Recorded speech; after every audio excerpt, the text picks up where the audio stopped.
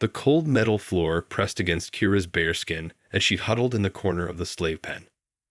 Around her, the massive alien marketplace buzzed with activity, a symphony of clicking mandibles, gurgling throat sacs, and electronic translators converting dozens of languages into the common trade tongue. The air reeked of sulfur and ozone, mixed with the acrid smell of unwashed bodies and fear. She pulled her knees tighter to her chest, trying to cover herself as another group of potential buyers approached. Their elongated skulls gleamed under the harsh fluorescent lights, and their forearms gestured dismissively as they examined the merchandise. The Zalani trader who owned her clicked his mandibles in frustration.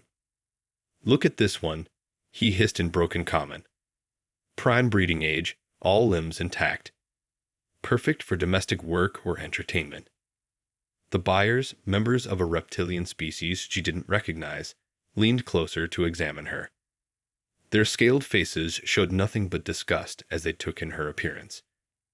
One of them spoke in their native language, and the translator box hanging from the pen's ceiling crackled to life. Species classification: human. Physical condition: adequate. Market value: declining. Assessment: undesirable purchase.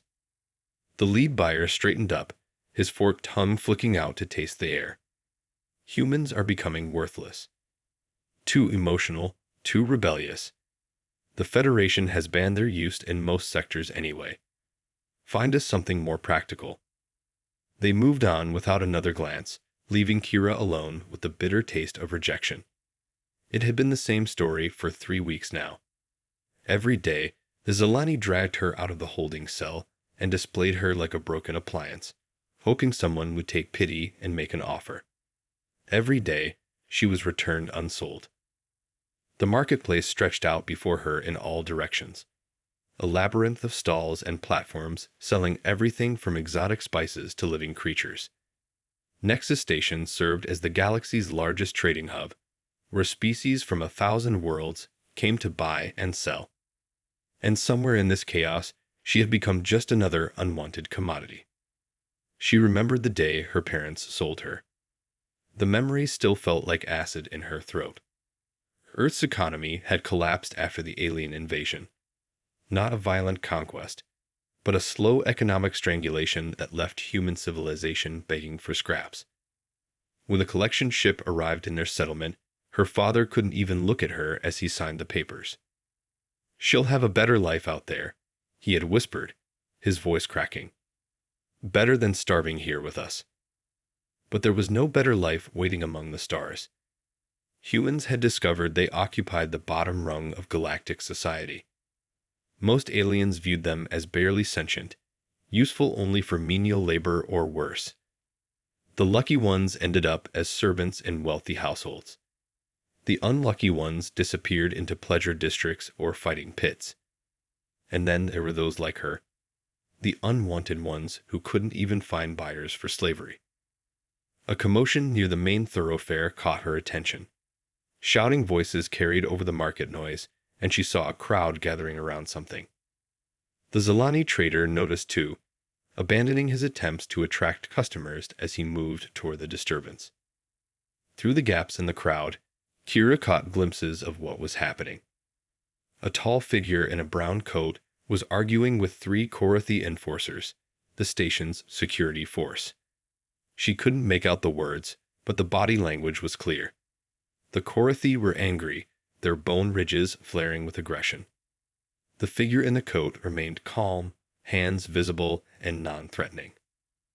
One of the enforcers stepped forward, raising his neural prod. The weapon crackled with blue energy, designed to incapacitate most carbon-based life forms. But instead of backing down, the figure reached into his coat and produced a small device. He held it up for the enforcers to see, and their aggressive posture immediately shifted to one of uncertainty. Whatever was on that device, it had power here. The enforcers backed away, speaking rapidly into their communication units. The crowd began to disperse, disappointed that the confrontation hadn't escalated into violence.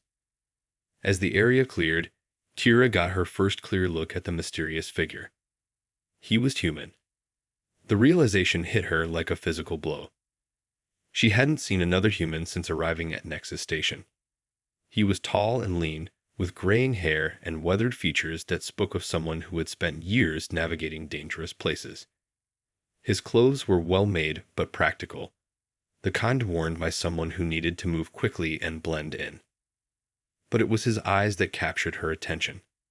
Even from a distance, she could see they held an intelligence and determination that she hadn't seen in any human face since leaving Earth. This wasn't someone who had been broken by the galaxy's cruelty. This was someone who had learned to fight back. As he turned to leave, his gaze swept across the slave market. For just a moment, his eyes met hers across the crowded space. Something passed between them. Recognition, perhaps, or understanding. Then he was gone, disappearing into the maze of stalls and vendors. But the seed of hope that had been planted in that brief moment began to grow. Marcus Webb had learned long ago that survival in the galaxy's underbelly required three things: information, credits, and the ability to disappear when necessary. After 15 years of trading in the gray markets between Federation space and the Outer Rim, he had mastered all three. But seeing the human girl in the slave pen threatened to unravel the carefully constructed walls he had built around his conscience. He made his way through the marketplace's winding corridors, trying to focus on his original mission. The data chip in his pocket contained mining coordinates worth a fortune to the right buyer. Enough to keep his ship running for another year, and maybe even upgrade his aging jump drive. This was supposed to be a simple transaction. Get in, make the deal, get out. But the image of the girl's eyes wouldn't leave his mind. Marcus found his contact in the cantina section of the market, a dimly lit area where species who required alcohol or other intoxicants conducted their business. Vex Morano sat in a corner booth, his Thraxian features hidden beneath a hooded cloak. The insectoid trader had been moving information and contraband through this system for decades, and his network of contacts stretched across 3 sectors. "You're late." Vex chittered as Marcus slid into the opposite seat. "I was beginning to think the Korathi had arrested you." "Just a misunderstanding," Marcus replied, placing a small jamming device on the table between them. The device would scramble any listening equipment within a 5-meter radius. "They thought I was carrying restricted technology." "And were you?" Marcus smiled grimly. Nothing they could prove. He produced the data chip and placed it next to the jamming device. Asteroid field coordinates, virgin mineral deposits. 3 systems beyond Federation monitoring range. Vex's compound eyes focused on the chip with predatory interest. His species had built their trading empire on the exploitation of untapped resources, and Marcus knew the coordinates were worth far more than the agreed-upon price. But he needed the credits more than he needed to be fair. "The usual verification process," Vex said, producing a portable scanner. "You understand." As the Thraxian ran the chip through his authentication protocols, Marcus's mind wandered back to the slave market. He had seen enough human trafficking over the years to develop a practiced indifference to it. The galaxy was cruel, and there were too many injustices for one person to fix. He had learned to pick his battles carefully. But something about that girl was different. Maybe it was the defiance he had seen in her eyes, even in the depths of despair. Or maybe it was the way she had looked at him. Not with the desperate pleading he usually saw in slaves, but with a spark of recognition. As if she had seen something in him that he had forgotten existed. "The data is authentic," Vex announced, transferring the agreed-upon credits to Marcus's account. "Pleasure doing business with you, as always." Marcus pocketed the chip and the jamming device, but made no move to leave. "Vex, I need information." Information costs extra. Kira had given up counting the hours since her last potential buyer had walked away in disgust.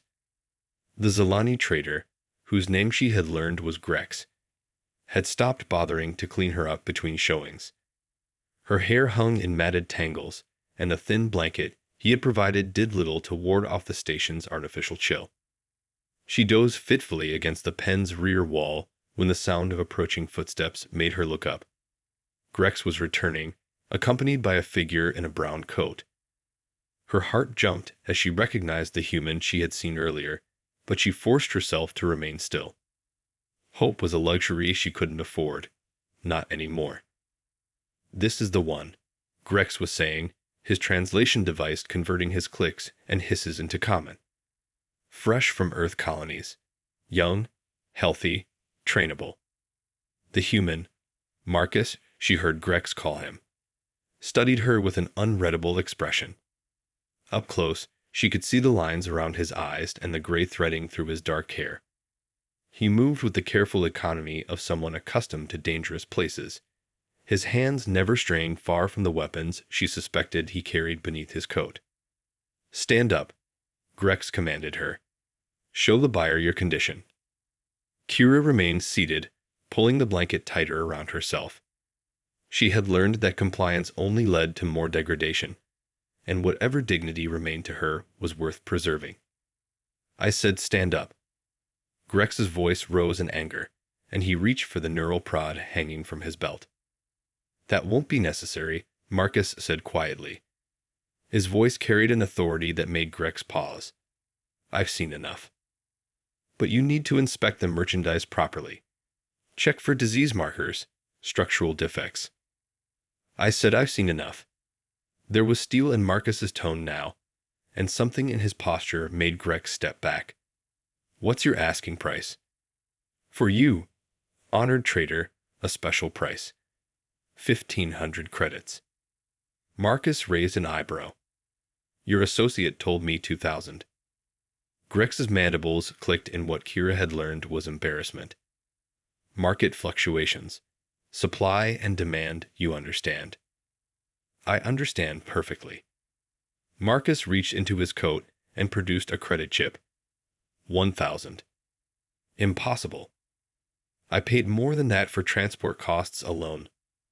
1,000, Marcus repeated. "Final offer." The two aliens stared at each other for a long moment. Kira watched the negotiation with detached interest, wondering if she should feel insulted at how quickly her price had dropped. But numbness had settled over her weeks ago, a protective shell that kept her from feeling anything too deeply. Finally, Grex's shoulders sagged in defeat. "Very well. 1,000 credits." He snatched the credit chip from Marcus's hand and ran it through his payment scanner. "But I want no complaints later about defects or behavioral problems." "Understood." Marcus waited for the transaction to complete, then turned his attention to Kira. "Do you have any possessions? Clothes, personal items?" She almost laughed at the question. "They took everything when I arrived. This blanket is all I have." Marcus nodded and shrugged out of his coat. It was made of some kind of synthetic material that felt warm and soft as he draped it around her shoulders.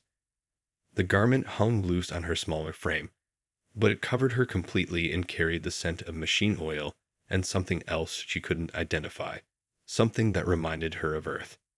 "Can you walk?" "Yes." Her voice came out as a croak. She hadn't spoken much in weeks. "Then let's go." Grex was already moving on to other business, dismissing them with barely a glance. To him, she had been nothing more than a failed investment, a problem finally solved. As they walked away from the slave pens, Kira felt the eyes of the remaining prisoners following them. Some watched with envy, others with the hollow stare of those who had given up all hope. Marcus led her through the marketplace's labyrinthine passages, moving with the confidence of someone who knew exactly where he was going.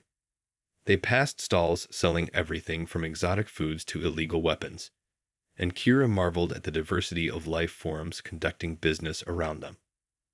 On Earth, humanity had thought they were alone in the universe. The reality had been far more complex and infinitely more cruel. "Where are we going?" she asked as they approached what looked like a transport hub. "My ship," Marcus replied without looking back. "Unless you have somewhere else you'd rather be." The question caught her off guard. When was the last time anyone had asked her what she wanted? "No," she said quietly. "Nowhere else." They boarded a small shuttle that would take them to the station's docking bays.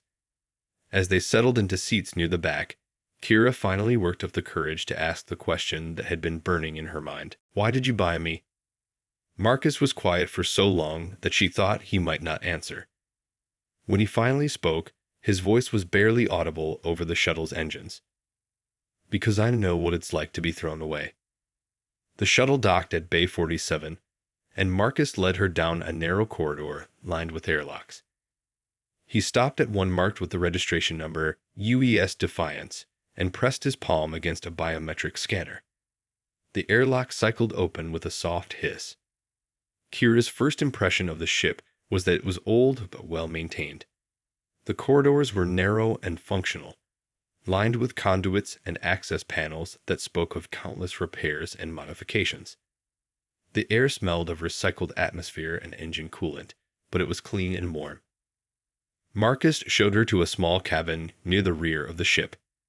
It contained a narrow bunk, a storage locker, and a tiny wash basin.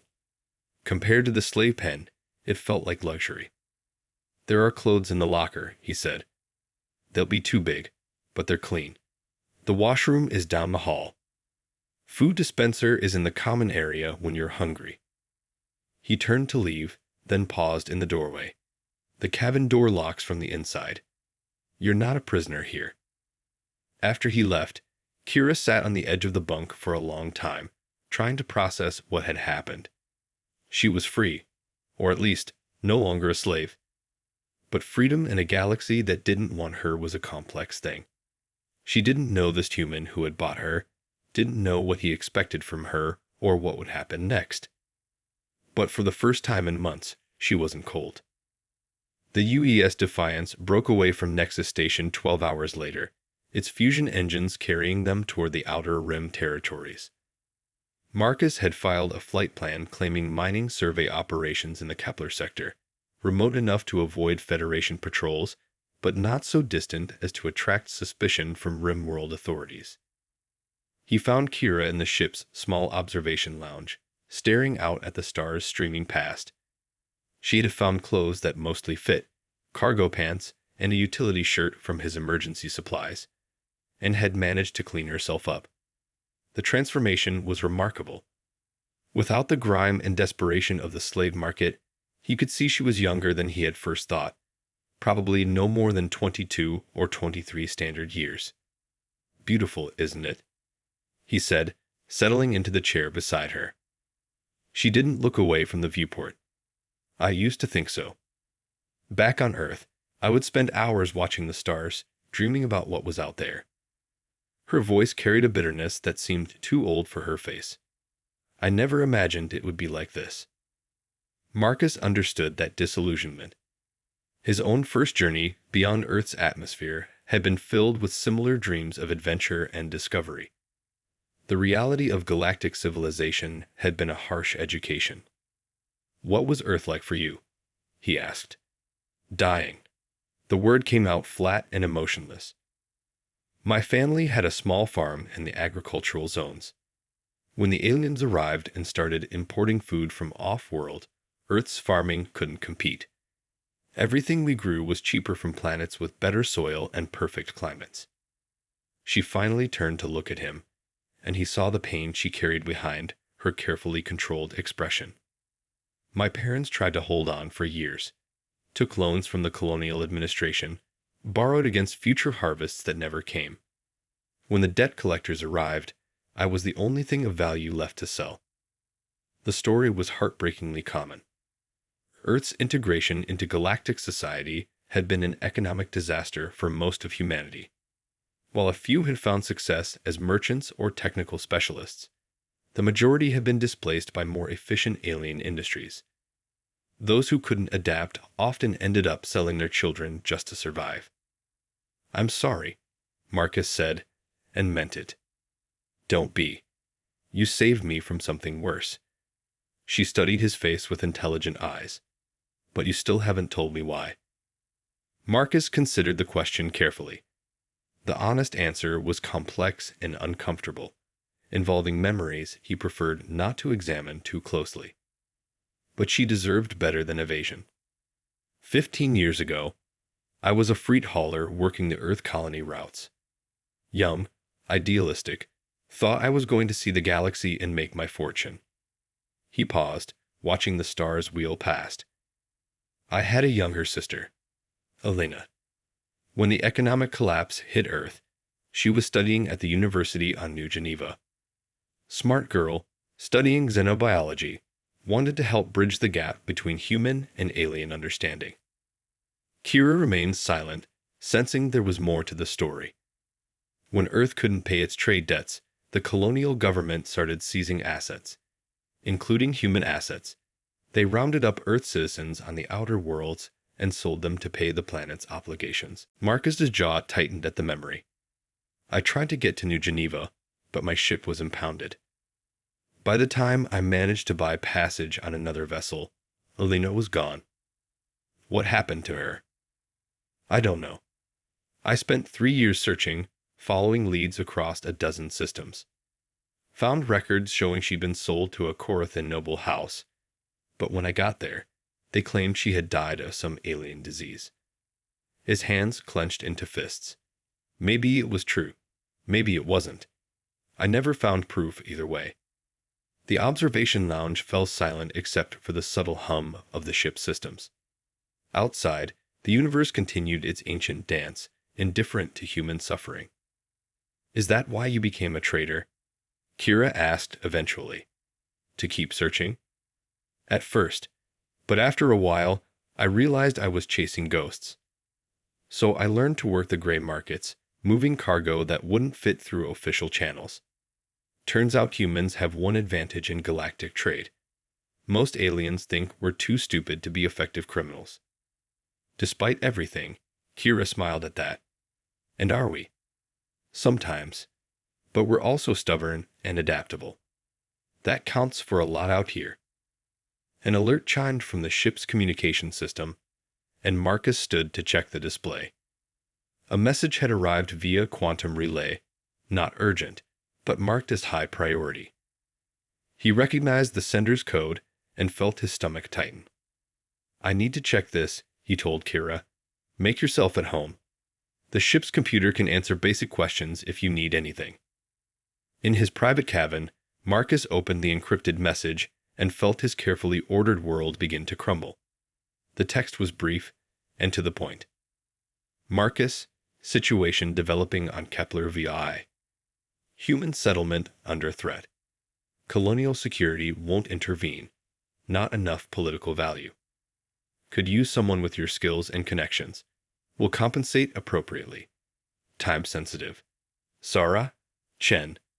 Sarah Chen. He hadn't heard from her in 2 years, not since their last job together had gone sideways and nearly gotten them both killed.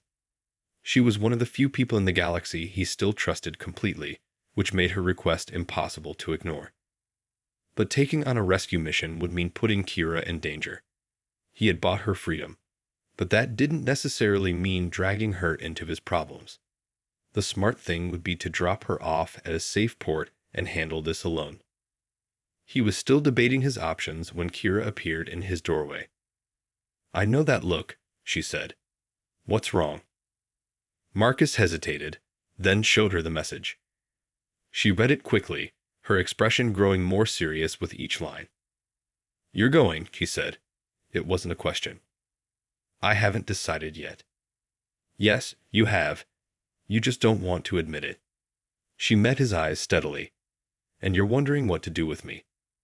The directness of her observation caught him off guard. I won't put you in danger. You've been through enough. That's my choice to make, isn't it? There was steel in her voice now, an echo of the defiance he had seen in the slave market. You said I wasn't a prisoner here. You're not, but this isn't your fight. Isn't it?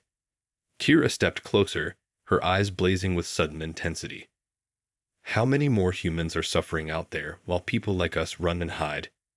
You saved me, Marcus. Maybe it's time I help save someone else. The journey to Kepler VI took 3 days through hyperspace, during which Marcus brought Kira up to speed on the situation.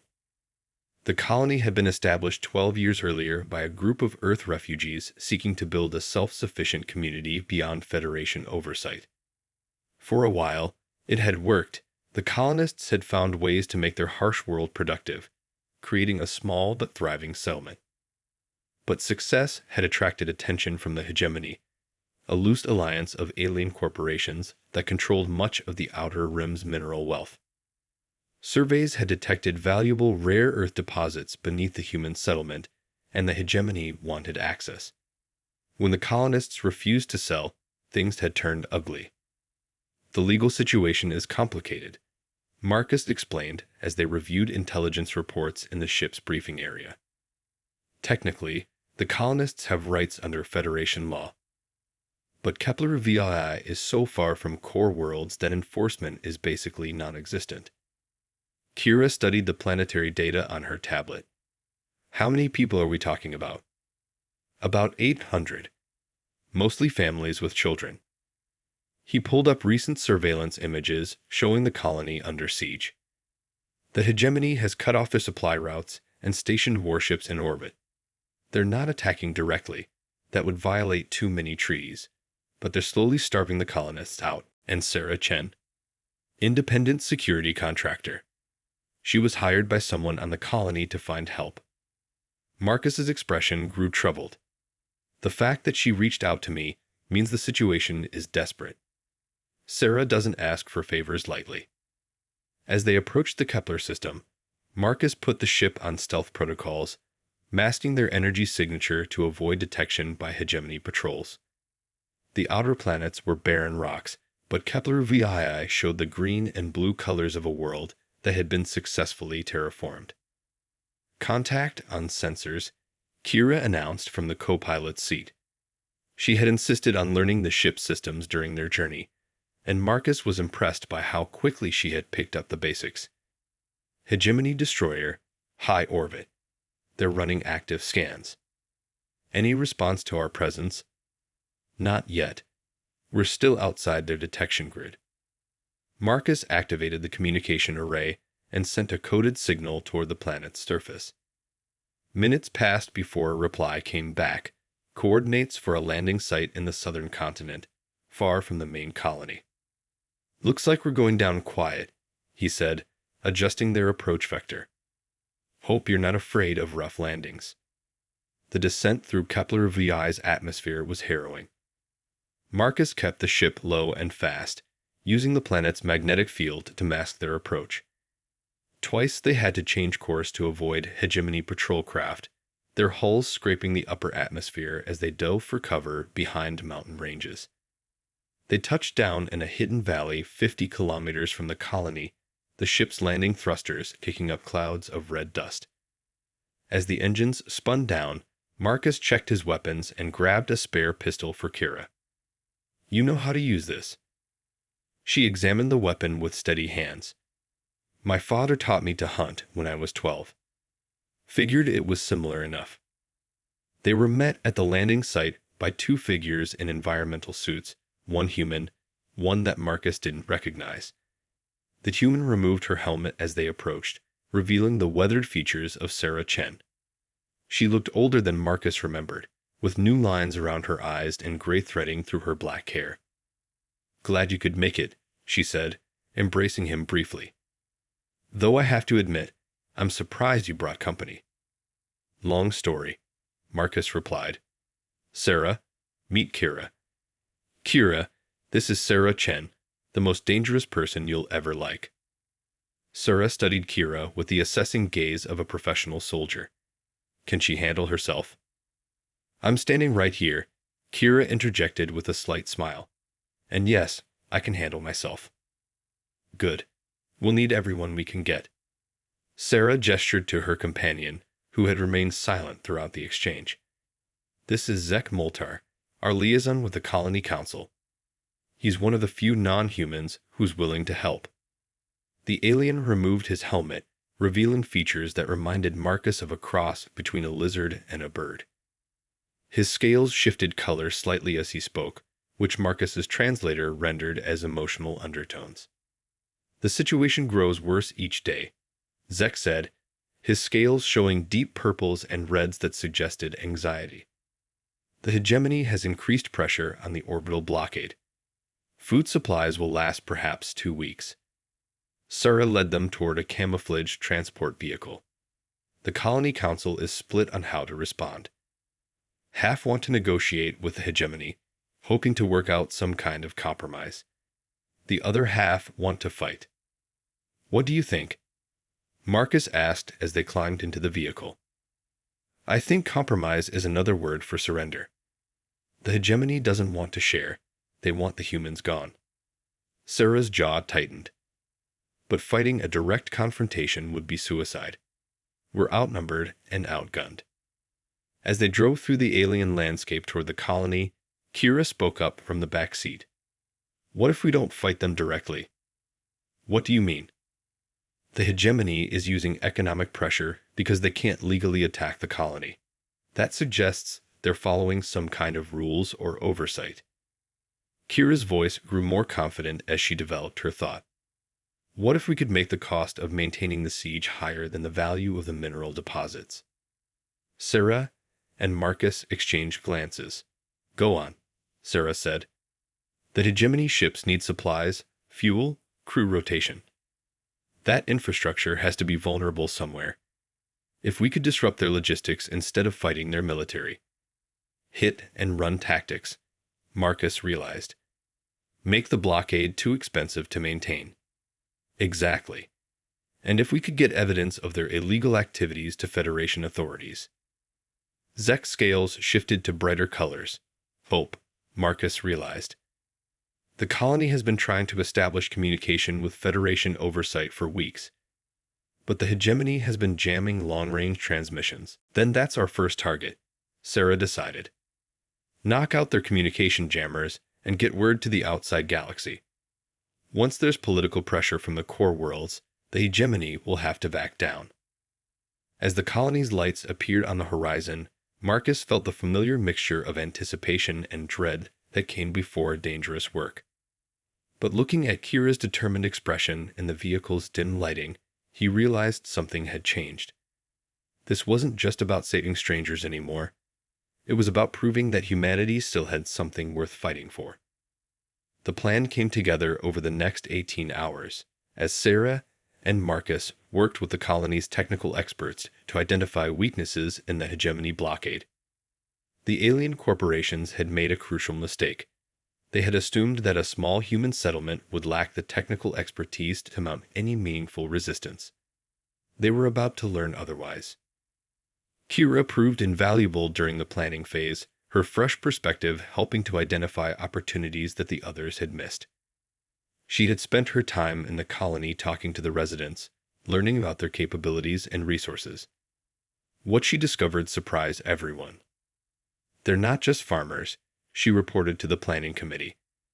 Half of these people are engineers, scientists, and technicians who came out here specifically to escape corporate control. They've been building things the hegemony doesn't know about. The colony's underground workshops reveal the truth of her words. Hidden beneath the agricultural domes were sophisticated manufacturing facilities capable of producing everything from advanced electronics to chemical explosives. The colonists have been preparing for this confrontation for years. The communication jammer is here. Sarah pointed to a holographic display showing the hegemony fleet positions. Mobile platform, lightly defended. They've been moving it every few hours to avoid detection. How do we get close enough?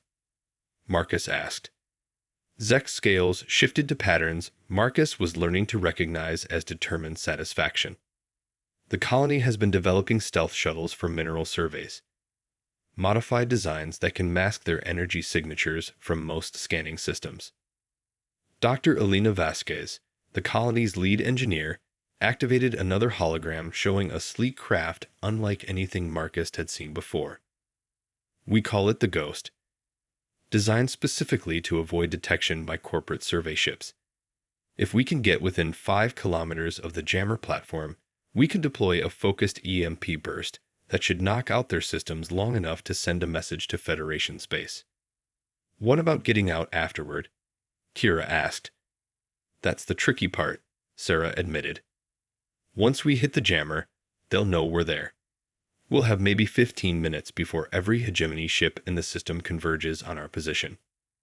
15 minutes should be enough, Dr. Vask said. The quantum relay burst will only take 3 minutes to reach the nearest Federation monitoring station. After that, word will spread through official channels faster than the hegemony can contain it. The mission launched at dawn, local time. Marcus piloted the Ghost with Kira as his co-pilot, while Sarah handled the EMP device and Zek served as their communications specialist. The stealth shuttle lived up to its name, sliding through space like a whisper while the hegemony ships continued their patrol patterns. Jammer platform bearing 27 Mark IV. Kira reported, her voice steady despite the tension.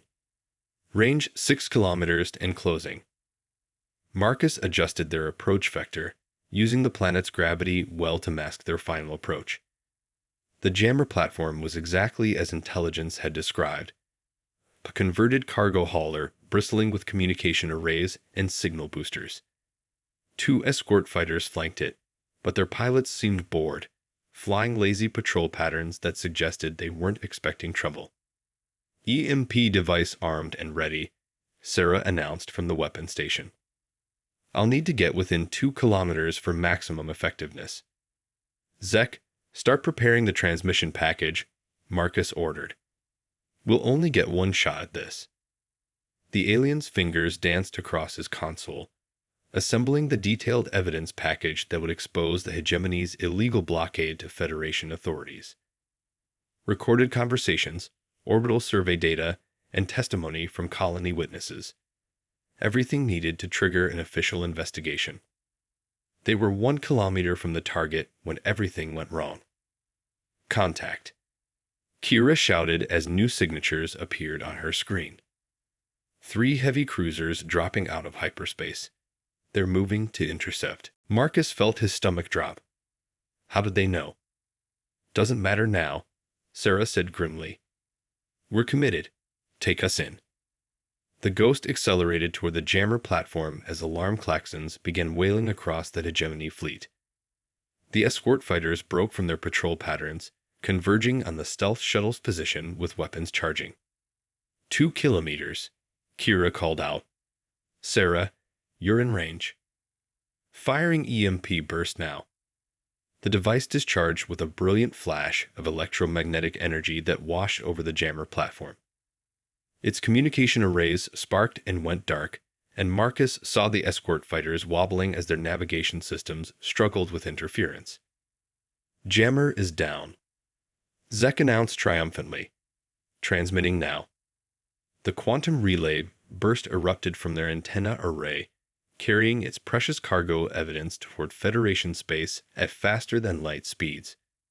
No matter what happened next, the truth was now beyond the hegemony's ability to suppress. But the heavy cruisers were closing fast, their massive bulk dwarfing the small shuttle. Energy beams lanced through space around them as Marcus threw the Ghost into evasive maneuvers that pushed both the ship and its crew to their limits. Hull breach in Section 3. Sarah reported as one beam clipped their port wing. We're losing atmosphere. Emergency seals are holding, Kira said, her hands flying over damaged control systems. But we can't take many more hits like that. Marcus made a decision that surprised even him. Instead of fleeing toward open space, he dove toward the planet's surface, using Kepler VI's atmosphere as cover. The heavy cruisers were too massive to follow effectively, and their weapons would be less accurate through the atmospheric interference. You're insane, Sarah muttered, but there was admiration in her voice.